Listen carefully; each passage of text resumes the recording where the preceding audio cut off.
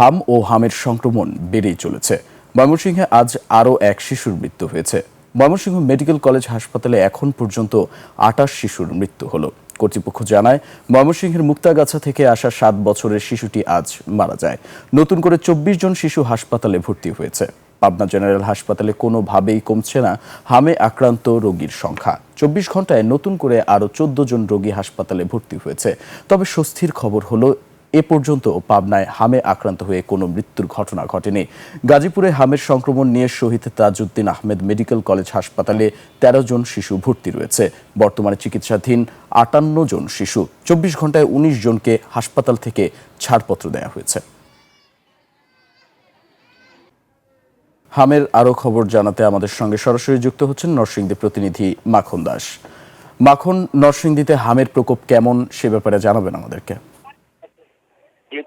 আপনি জানেন আমি এখন দাঁড়িয়েছি নরসিংদী জেলা একসাথে হসপিটালে। এখানে আমাদের এ পর্যন্ত আপনার যে ২৪ ঘন্টায় আপনার যে সামনের এবং আজ থেকে যে সর্বশেষ আমাদের নরসিংদী জেলায় আপনার ৬টি উপজেলা রয়েছে এবং ৬টি উপজেলা এবং যদি একটি ১২০টা হসপিটাল এবং সদর হসপিটাল রয়েছে, সেই হসপিটাল গুলিতে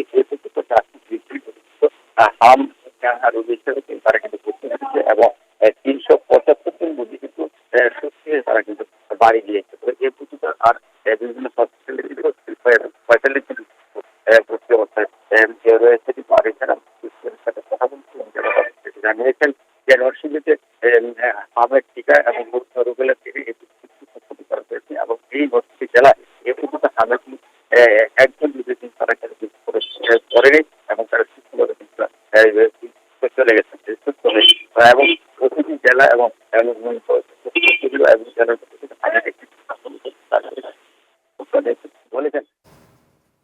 ধন্যবাদ মাখন আপনাকে।